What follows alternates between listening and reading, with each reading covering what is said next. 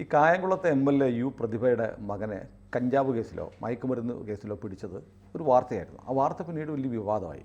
മയക്കുമരുന്ന് അടിച്ചത് MLAയുടെ മകനാണ് എന്നതുകൊണ്ട് വിവാദമാകുന്നത് സ്വാഭാവികമാണ്. പക്ഷേ ഇതിനകത്തെ പ്രശ്നം MLA പറയുന്നു, എൻ്റെ മകനെ എനിക്ക് നന്നായിട്ടറിയാം, അവൻ കഞ്ചാവ് അല്ലെങ്കിൽ മയക്കുമരുന്ന് ഉപയോഗിക്കത്തില്ല, അവനെ കേസിൽ കുടുക്കിയതാണ് എന്ന് പറയുന്നു. അപ്പോൾ ആ കൂട്ടത്തിൽ അവൻ്റെ കൂടെ ഇത് അടിച്ച എല്ലാവർക്കും ഗുണം കിട്ടും. ഇപ്പോൾ അന്ന് കേസെടുത്ത എക്സൈസ് ഉദ്യോഗസ്ഥർ തിരുവനന്തപുരത്ത് എക്സൈസ് കമ്മീഷണറുടെ ഓഫീസിലേക്ക് എത്തി വിശദീകരണം നൽകാൻ കമ്മീഷണർ ആവശ്യപ്പെട്ടിരിക്കുക. അവർ തിരുവനന്തപുരത്തേക്ക് പോവുകയാണ്. ഇത് നഗ്നമായ അധികാര ദുർവിനിയോഗമാണ്. പോലീസ് പലരുടെ പേരിലും കേസെടുക്കാറുണ്ട്. ഒരു സാധാരണക്കാരനാണ് ഇതുപോലത്തെ കേസിൽ പെട്ടതെന്ന് വെച്ചു. അയാൾ കഞ്ചാവ് ഉപയോഗിച്ചതൊന്നും അല്ല എന്ന് പിന്നീട് മനസ്സിലായി. അയാളെ പ്രതിപട്ടികയിൽ നിന്ന് മാറ്റി, പ്രശ്നം കഴിഞ്ഞു. ഇതല്ലാതെ വേറെ ഒരു ചുക്കും ഉണ്ടാവില്ല. ഉണ്ടാവണമെന്നുണ്ടെങ്കിൽ ഇയാൾ പ്രൈവറ്റ് കേസിന് പോകണം. ഈ മനുഷ്യൻ എന്നെ അനാവശ്യമായിട്ട് പോലീസുകാരെ ഹരാസ് ചെയ്തു എന്ന് പറഞ്ഞിട്ട് പോലീസ് കംപ്ലയിൻറ്റ് അതോറിറ്റിക്ക് പരാതി കൊടുക്കണം, മജിസ്ട്രേറ്റ് കോടതിയിൽ കേസ് കൊടുക്കണം. എങ്ങും എത്തുകയില്ല ഇത്തരം കേസുകൾ. പോലീസ് പറയും, യെസ്, ഞങ്ങൾ ആ സമയത്ത് ഇവർ 5-8 പേരുണ്ട്, ഇവർ കഞ്ചാവ് ഉപയോഗിച്ചുകൊണ്ടിരുന്ന ആരൊക്കെയാണ്, അപ്പോൾ ഞങ്ങൾ 8 പേരെയും അറസ്റ്റ് ചെയ്തു. പിന്നീട് മനസ്സിലായി ഇയാളെ കുഴപ്പക്കാരനല്ല എന്ന് മനസ്സിലായി, ഞങ്ങൾ ഇയാളെ വിടുകയും ചെയ്തു. അതിനിപ്പോൾ എന്ത് വേണം? അപ്പോൾ മജിസ്ട്രേറ്റ് ചോദിക്കും, എന്ത് വേണമല്ലോ, എന്ത് പറ്റിയെന്നാ കഴിഞ്ഞു. പക്ഷേ ഇത് ഈ ലീഗലി പോയി കഴിഞ്ഞാൽ ഇതിങ്ങനെ ചുമ്മാ ഉള്ളി തൊലിച്ച പോലെ ആയിപ്പോകും എന്ന് യു പ്രതിഭയ്ക്കും അവരുടെ കൂട്ടത്തിലുള്ളവർക്കും ഒക്കെ അറിയാം. അതുകൊണ്ട് ഡിപ്പാർട്ട്മെൻറ്റലായിട്ട് ഈ പോലീസുകാരെ ഹരാസ് ചെയ്യുക, എക്സൈസുകാരെയാണ്, എക്സൈസുകാരെ just to show your power. ഞാൻ എത്ര പവർഫുള്ളാണ്, ഭരണകക്ഷി MLAയുടെ മക്കളെ തൊട്ടാലുണ്ടല്ലോ വിവരമറിയും. ഇങ്ങനെ ഒരു മെസ്സേജ് കൊടുക്കാനായിട്ടാണ് ഈ പ്രവൃത്തി ചെയ്യുന്നത്. പക്ഷേ ഇതൊന്നും ചെയ്തുകൂടാത്തതാണ്. നമ്മുടെ നാട്ടിൽ ഇങ്ങനെ പതിവില്ലായിരുന്നു. വടക്കേ ഇന്ത്യയിൽ നിന്നൊക്കെയാണ് കേൾക്കാറുണ്ടായിരുന്നത്. നമ്മുടെ നാട്ടിൽ ഇതൊക്കെ പതിവുണ്ട്. ഉണ്ടോ? CPM ആണെങ്കിൽ ഉറപ്പായിട്ട് ഈ പറഞ്ഞ ആക്ഷൻസ് ഉണ്ട്. അവർ DYSPയെ സ്ഥലം മാറ്റും, SPയെ സ്ഥലം മാറ്റും, എന്തും ചെയ്യും. അവരുടെ ആൾക്കാരെ തൊട്ടു എന്നറിഞ്ഞു കഴിഞ്ഞാൽ പോലീസുകാരൻ്റെ തൊപ്പി തെറിപ്പിച്ചിട്ട് അവരടങ്ങുള്ളൂ. അതുകൊണ്ടാണ് നമ്മുടെ ഒരു കാലത്ത് ആഭ്യന്തരമന്ത്രിയായിരുന്ന കോടിയേരി ബാലകൃഷ്ണൻ അങ്ങേര് പരസ്യമായിട്ട് പറഞ്ഞില്ല, എടാ പോലീസ് സ്റ്റേഷൻ്റെ മുമ്പിലിട്ട് ഞാൻ പോകുമ്പോണ്ടാക്കും, എന്ത് ചെയ്യാൻ പറ്റും നിനക്കൊക്കെ. അതാണ് അവരുടെ ധാർഷ്ട്യം. ഇതിപ്പോൾ ഈ യു പ്രതിഭയുടെ കേസ് ഇന്നലെ നടന്നതുകൊണ്ട് നമുക്ക് ഓർമ്മയുണ്ട്. ബാക്കി പുറകോട്ട് ആലോചിച്ച് നോക്കിയോ, എത്ര SP-മാരെ ഇവർ ഹറാസ് ചെയ്തിട്ടുണ്ട്, എത്ര DIG-മാരെ ഹറാസ് ചെയ്തിട്ടുണ്ട്, എത്ര പേരെ ഒതുക്കി ഭരണത്ത് കയറ്റിയിട്ടുണ്ട്. ഞാനിവരുടെ പേരൊന്നും പറയാത്തത് എന്തുകൊണ്ടാണെന്നറിയാമോ? ഇവരെ മറ്റേ ട്രെയിനിങ് കോളേജിൽ അവിടെ ഇവിടെയൊക്കെ പോസ്റ്റ് ചെയ്ത് ഒതുക്കിയിട്ടിരിക്കുക. ഇനി ഞാനിത് വിളിച്ച് പറഞ്ഞു കഴിയുമ്പോൾ, ഓ ഇങ്ങനൊരുത്തനുണ്ടല്ലേ എന്ന് പറഞ്ഞിട്ട് അവൻ്റെ പ്രൊമോഷൻ തടയുക, വേറെ എന്തെങ്കിലും കുറ്റം കണ്ടുപിടിക്കുക, ഇങ്ങനെയൊക്കെ ചെയ്ത് ഹരാസി. ഒരു പോലീസുകാരൻ നിസ്സഹായനാണ്, അറിയാമോ? പോലീസുകാരനോട് നമ്മളുടെ ഫോർട്ട് കൊച്ചി കടപ്പുറത്ത് പടിഞ്ഞാറോട്ട് തിരിഞ്ഞ് മാർച്ച് എന്ന് പറഞ്ഞാൽ അവൻ മാർച്ച് ചെയ്യണം. മുൻവശത്ത് കടലാണ് സാർ എന്ന് പറയാൻ പറ്റില്ല. He has to march. പാറാവ് ഡ്യൂട്ടിക്ക് നിൽക്കുന്ന ആൾ റിലീവർ വരുന്നവരെ ഡ്യൂട്ടിക്ക് നിൽക്കണം. അത് 24 മണിക്കൂറാകാം, 48 മണിക്കൂറാകാം, എത്രയുമാകാം. എത്രയോ പേര് പാറാവിൽ ആ തോക്കുമായിട്ട് കുഴഞ്ഞു വീണിരിക്കുന്നു. ഇതാണ് പോലീസിൻ്റെ ഡ്യൂട്ടി. പറയുമ്പോൾ നമുക്ക് എളുപ്പമാണ്. അവർ പൊതുവെ ആൾക്കാരോട് റഫായിട്ട് പെരുമാറുന്നു. പോലീസുകാരെ പറ്റി ഒരു പേടിയൊക്കെ ഉണ്ട്. പേടി എനിക്കുമുണ്ട്. എന്നെയും പോലീസുകാരെ ഹറാസ് ചെയ്തിട്ടൊക്കെ ഉണ്ട്. അതിലധികം എന്നെ സഹായിച്ചിട്ടുമുണ്ട്. അതുകൊണ്ടാണ് ഞാൻ ഒരു ബാലൻസ് വ്യൂ എടുക്കുന്നത്. പോലീസുകാർ, ഈ ഭരണകക്ഷി എന്ന് പറയുന്നവർ പോലീസുകാരെ അടിമകളാക്കി വെച്ചുകൊണ്ടിരിക്കുന്നു എന്നുള്ളത് പ്രത്യേകിച്ചും CPM-ൻ്റെ കാലത്ത് അത് യാഥാർത്ഥ്യമാണ്. ടിജി, നമ്മളതൊരു മുൻവിധിയോടെ കാണുകയല്ല. ഒരു പക്ഷേ ഈ പ്രതിഭ പറയുന്നതിൽ കാര്യമുണ്ടെങ്കിലോ, അവരുടെ മകൻ നിരപരാധിയാണ്, കാര്യമുണ്ടെങ്കിൽ this is not the procedure. പിന്നെന്ത് ചെയ്യണം? അവർ പരാതി കൊടുത്തു കമ്മീഷണർക്ക്. നിങ്ങൾ ആർക്ക്? കമ്മീഷണർക്കല്ല കൊടുക്കേണ്ടത്, നിങ്ങൾ പോലീസ് കംപ്ലയിൻറ്റ് അതോറിറ്റിക്ക് പരാതി. ടിജി പറഞ്ഞ പോലെ അതൊന്നും അല്ലാണ്ടായി പോകും. ഒന്നും അല്ലാതായി പോകും. അതുകൊണ്ടാണ് ഞാൻ പറഞ്ഞത്, ഒരു ചെറുപ്പക്കാരനല്ലേ, യുവാവല്ലേ, ഭാവിയെ ബാധിക്കില്ലേ? ഇങ്ങനെ ഒരു പ്രൊസീജിയർ ഉണ്ടോ?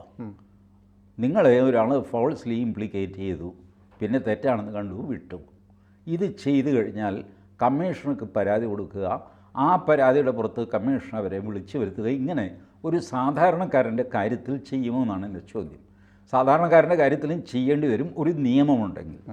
നിയമമില്ലാതെ നിങ്ങളിത് ചെയ്യുന്നു എന്ന് പറഞ്ഞാൽ അതിനർത്ഥം നിങ്ങളുടെ അധികാരം ഉപയോഗിച്ച് ചെയ്യുന്നു. പ്രതിഭ ഒരു അമ്മയും കൂടിയല്ലേ? അമ്മയായിക്കോട്ടെ അമ്മൂമ്മയായിക്കോട്ടെ ഞാനവരെ മാനിക്കുന്നു. But this is not the procedure. അല്ല, അവരുടെ മകനെ സംബന്ധിച്ച് പത്രങ്ങളിലെല്ലാം വാർത്ത വന്നു, വ്യാജ കേസാണെങ്കിൽ ആ പയ്യൻ്റെ ഭാവി നിങ്ങൾ മാനനഷ്ട കേസ് കൊടുക്കുക. ഇത് ലീഗൽ റെമഡീസ് ഇതൊക്കെ ഉള്ളൂ. ബാക്കി നിങ്ങളിപ്പോൾ ചെയ്യുന്നത് അധികാര ദുർവിനിയോഗമാണ്. ഇതുപോലൊരു കേസിൽ നമ്മുടെ ആരെങ്കിലും ഉൾപ്പെടുത്തിയാൽ നമുക്ക് കമ്മീഷണർക്ക് പരാതി കൊടുക്കാമല്ലേ? കമ്മീഷണർക്ക് പരാതി കൊടുക്കാൻ ഒരു ആക്ഷനും ഉണ്ടാവില്ല. കമ്മീഷണർക്ക് നിങ്ങളൊരു കവറിൽ കടലാസിട്ട് അയച്ചു കൊടുത്തു കഴിഞ്ഞാൽ അവിടെ ഓഫീസിൽ കിടക്കും. ആർക്കും ഏത് പരാതിയും കൊടുക്കാം. സുപ്രീം കോടതി ചീഫ് ജസ്റ്റിസിന് കത്തയക്കുന്നില്ലേ ആൾക്കാർ? ആ കത്ത് അദ്ദേഹത്തിന് മേശപ്പുറത്ത് പോലും വരില്ല. അത് രജിസ്റ്ററിൽ അതങ്ങ് പോകും. അതുകൊണ്ട് പരാതി കൊടുക്കാമോ എന്ന് ചോദിച്ചാൽ കൊടുക്കുക, ആക്ഷൻ ഉണ്ടാവില്ല.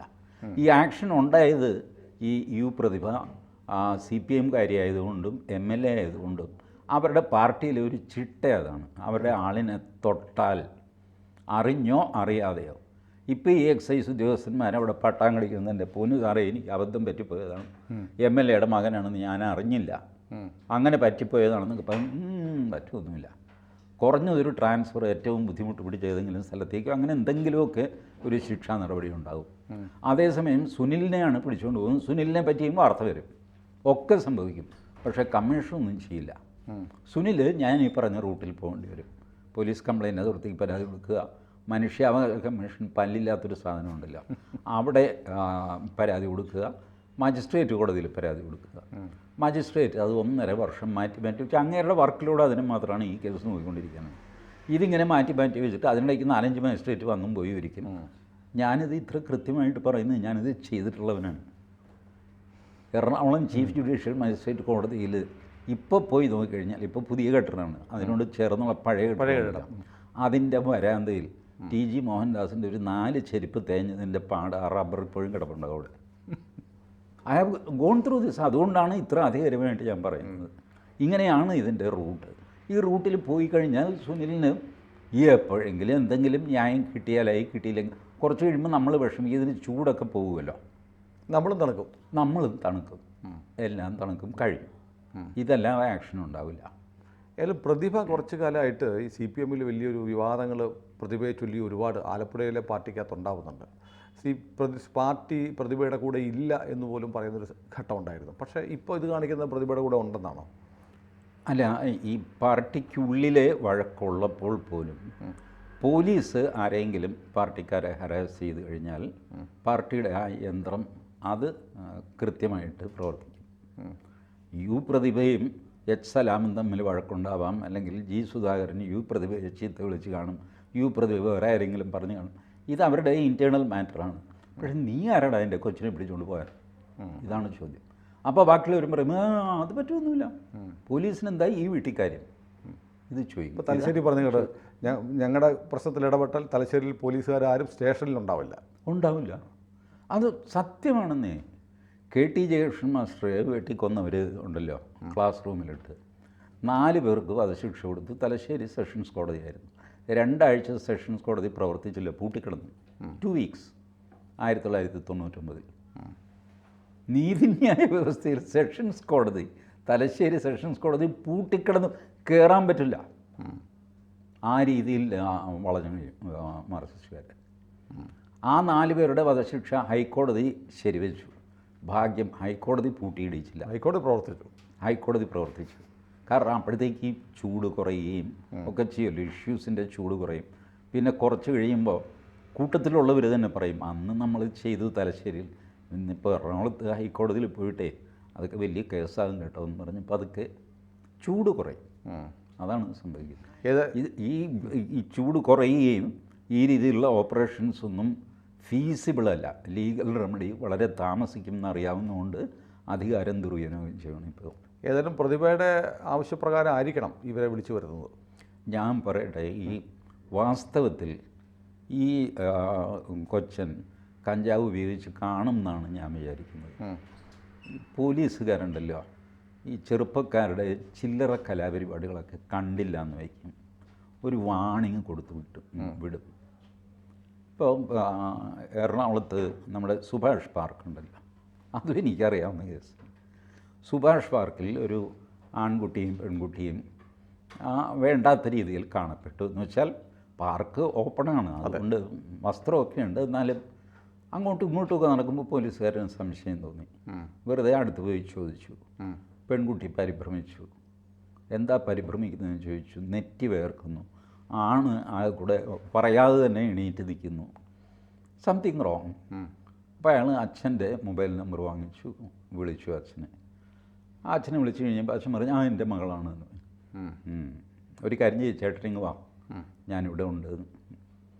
അച്ഛൻ വന്ന് 2 പേരുടെയും അച്ഛന്മാരെ വിളിപ്പിച്ചിട്ട് പിള്ളേരെ ഏൽപ്പിച്ചു. ഇത് കേരള പോലീസ് ചെയ്തതാണ്. വേണമെങ്കിൽ അവർക്ക് വേറെ ഏതെങ്കിലും ഡയമെൻഷനിലേക്ക് ഇതൊക്കെ കൊണ്ടുപോകാം.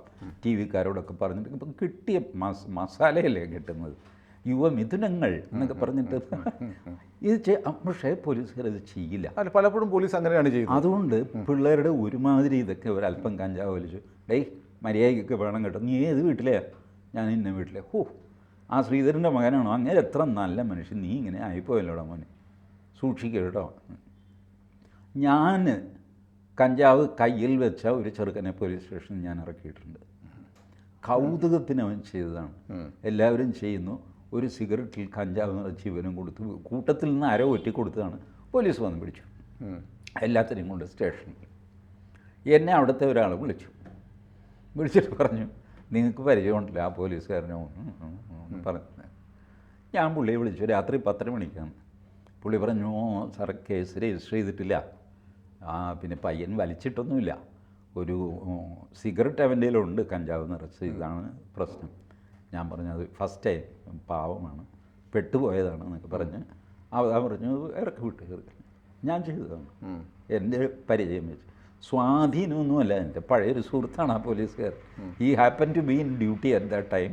അതുകൊണ്ട് സാധിച്ചതാണ്. അപ്പോൾ ജനറലി ഞാൻ ഒബ്സർവ് ചെയ്യുന്നത് ഈ പിള്ളേരുടെ ഒരുമാതിരിപ്പെട്ട തെമ്മാടിത്തരമൊക്കെ പോലീസുകാർ കണ്ടില്ല കേട്ടില്ല എന്ന് വിചാരിക്കുകയും അവരെ ഉപദേശിച്ച് വിടുകയും ഒക്കെ ചെയ്യും. പക്ഷേ ഇപ്പോഴത്തെ പിള്ളേർ അങ്ങനെയല്ല. എന്നെ ഉപദേശിക്കാൻ നീ ആരാടാന്ന് ചോദിച്ച് പോലീസിൻ്റെ നെഞ്ചത്ത് കയറും. അതെ, പോലീസിന് എന്തെങ്കിലും ചെയ്യാൻ പറ്റുമോ? ഇവൻ മന്ത്രിയുടെ മകനാണോ, MLA-യുടെ മകനാണോ, DSP-യുടെ മകനാണോ അവർക്കറിയാമോ?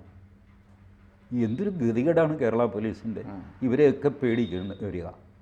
ഈ MLA അല്ല, MLA-യുടെ മകനെ. ആനയെ പേടിക്കുക, ആനപ്പിണ്ടത്തെ പേടിക്കണമെന്ന് പറഞ്ഞാൽ എന്ത് ചെയ്യും? കായംകുളം കേസിൽ വലിക്കുക മാത്രമല്ല, ആ കൂട്ടത്തിലുള്ള ചിലരുടെ പക്കൽ ബൾക്കായിട്ട് കഞ്ചാവിൻ്റെ ക്വാണ്ടിറ്റി, മയക്കുമരുന്നിൻ്റെ അത്രയൊക്കെ ഉണ്ടെങ്കിലേ പോലീസ് സാധാരണ അറസ്റ്റ് ചെയ്യുള്ളൂ. അല്ലെങ്കിൽ പിന്നെ സുനിലിനെ ട്രാപ്പ് ചെയ്യാനായിട്ട് ചെയ്യും. മനഃപൂർവ്വം സുനിലിനിട്ടൊരു പണി കൊടുക്കണമെങ്കിൽ 150 ഗ്രാം കഞ്ചാവ് പോലീസുകാരൻ കൊണ്ടുവന്നിട്ട് സുനിലിൻ്റെ മോട്ടോർ സൈക്കിളിൽ, എന്നിട്ട് അത് പിടിച്ചിട്ട് കേസാക്കും. അപ്പോഴേ നമുക്കറിയാം ഇത് വേറെ എന്തോ പ്രവൃത്തിക്കുള്ള തിരിച്ചടിയാണ്. അതല്ലാതെ സാധാരണഗതിയിൽ അന്യായമായിട്ട് ഈ പ്രത്യേകിച്ചും ഈ പ്രായത്തിലുള്ള പിള്ളേരെ പോലീസുകാർ പിടിച്ചുകൊണ്ട് പോവില്ല. ഏതായാലും ഇപ്പോൾ കായംകുളം കേസിൽ എക്സൈസുകാർക്ക് പണി കിട്ടുമെന്നുള്ളത് എൻ്റെ ഉറപ്പായി. പ്രതിഭയുടെ പ്രതിഭ ജയിച്ചു. അല്ല, ഒരു പക്ഷേ എക്സൈസ് കമ്മീഷണർ ചോദിക്കും, മാഡം അവരെ വിളിച്ചു വരുത്തി അവർ അപ്പോളജിയൊക്കെ തന്നിട്ടുണ്ട്, അത്രയൊക്കെ പോരെ എന്ന് പറയുമ്പോൾ പ്രതിഭയ്ക്കൊരു ദയ തോന്നിട്ട് മതി വിട്ടൊരു മര്യാദയ്ക്ക് കഴിയാൻ പറയണം. ശരി, ചിലപ്പോൾ അങ്ങനെയും തീർന്നു പോയി. ഏതായാലും അതിൻ്റെ റിസൾട്ട് നമുക്ക് നോക്കിയിരിക്കാം. കൂടുതൽ വാർത്തകളും വിശേഷങ്ങളും നിങ്ങളിലേക്ക് എത്താൻ ABC മലയാളം സബ്സ്ക്രൈബ് ചെയ്യുക, ബെൽ ബട്ടണും അമർത്തുക.